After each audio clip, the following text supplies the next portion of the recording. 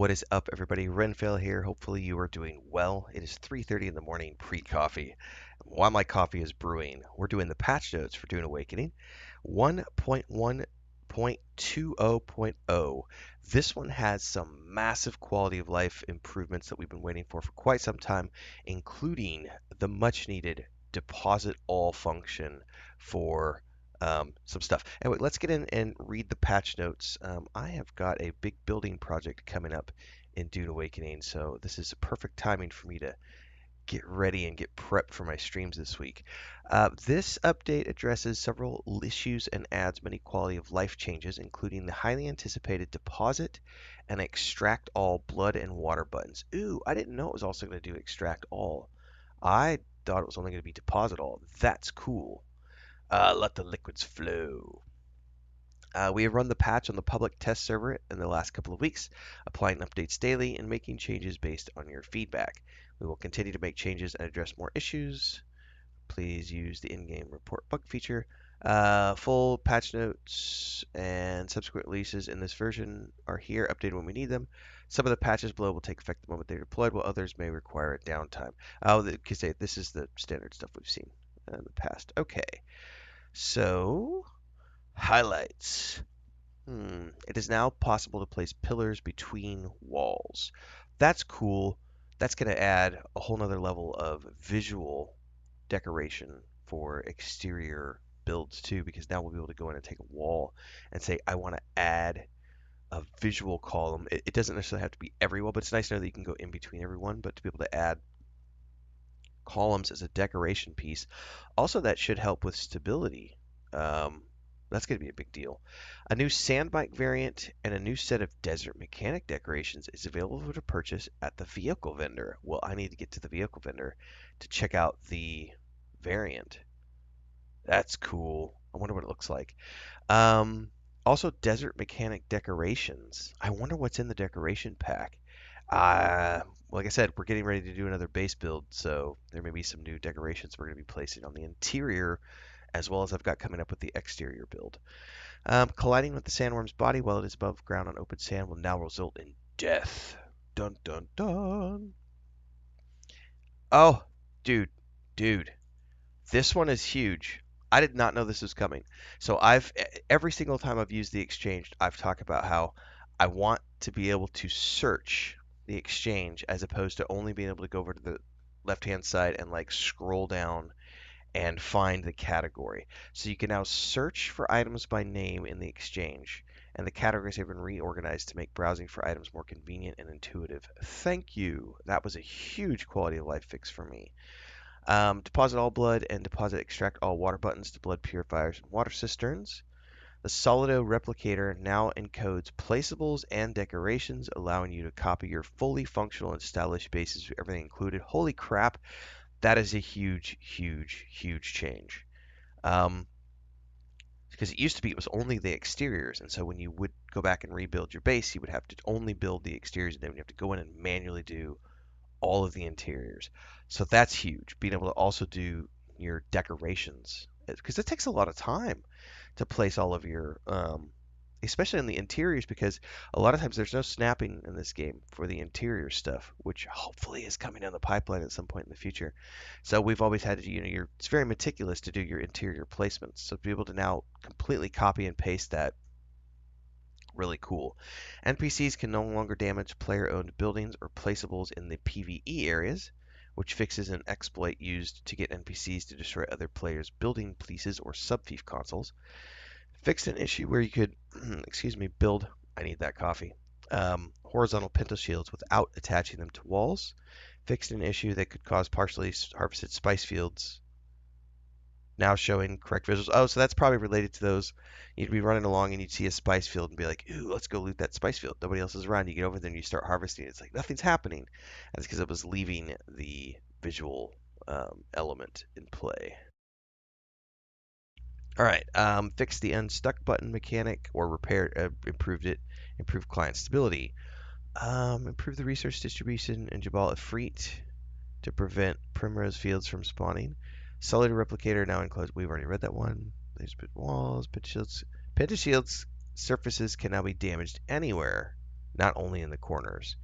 Equipable items taken back from a contract delivery now default into the backpack inventory instead of being equipped. Static compactor power consumption now scales more linearly per tier. Um, oh, okay. That's interesting. Hang on, we'll get to that in a second. You can exchange, you can search items in the exchange now, increase the amount of scrap metal when cutting apart crashed ornithopters by 20%. Change the name. Okay. Change the crafting. Yep, do the way. Yep.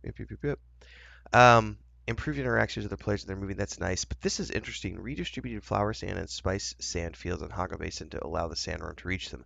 So previously, all of us were able to go out there and harvest. Matter of fact, I even have a guide that I made on YouTube talking about how to safely harvest flower sand as a new player. Just, drive around or fly around until you find one that's close enough to the rocks that you can edge on out there and harvest without getting any of the sand attention, the sand movement to attract the worm. They have now gotten rid of that. Added Solari value to liquids held in containers. So now when you sell a container to a vendor, you get Solari in return. Ooh, that might lead to like maybe we could farm water and sell it to the NPCs now. Increase the range at which corpses can be looted and exsanguinated to make the experience smoother. That was a big one too, because always before when you wanted to like drain um, a body, you would have to like be right up on top of it with your blood syringe, um, and it was sometimes a little tricky to get the placement. That's cool. Quick commercial break, everyone, to celebrate and give thanks to all of these amazing people who keep me on the air full time. Really appreciate the support. All you got to do is join as a member. You get access to private videos. You can also do super thanks on any upload or super chats and stickers on any live stream or premiere you see. And beyond that, don't forget we're multi streaming over on Twitch now, so you can support over there as well. Thanks so much to everybody. Let's get back to the video at hand. Remove Solari from Plastinium tier deep desert loot pools. Okay. Increase the volume of rockets and missiles so that they're from 0.5, so they're heavier now. And a full stack has a volume of 50. That's a lot heavier. Increase the crafting costs of rockets from 1 duralumin plus 10 fuel cells to 4 duralumin and 20 fuel cells. Okay. Updated the icons for small and medium unit cells to be distinct from large vehicle fuel cells. Thank you. That'll be nice. A bunch of price adjustments on spice food. Show stats, functionality, and schematics is now available on items in the inventory being sold at a vendor. Sweet. So you now can preview the stats before you purchase or use the schematic. That was cool because a lot of times we'd always be looking at the schematic going, well, I wonder if this item is worth it. Okay. Perfect. I need to go check out the sandbike variant for sure. A new set of, yeah, we already saw the decorations at the structure vendor. So we need to hit up the structure vendor and the vehicle vendor in Arakeen the next time we play and go check that out. Logging off in a social hub is now instant. Nice. Bunch of combat changes here. Scanning. PvP respawn timer now works in Haga Basin. I don't do PvP, so that doesn't bother me. Awesome. Colliding ornithopters now get knocked back to separate them. Nice. Mitigates griefers to carry orthopters while swarming them with multiple others. Mohanda's sandbike engine now produces more heat. Temporary removed front utility module slot from the assault ornithopter. No one ever uses it, yeah. Okay, some booster thrusts updated to the assault and carry orthopters, which allows them to boost a little bit higher. Awesome. All right, well, there's a whole bunch of stuff here. Landside houses may now require Solari to be delivered. Sandworms now have 50% chance to use the shorter breach version of their animation. And a bunch of UI functionality here, which we'll be digging into. Some bug fixes as well.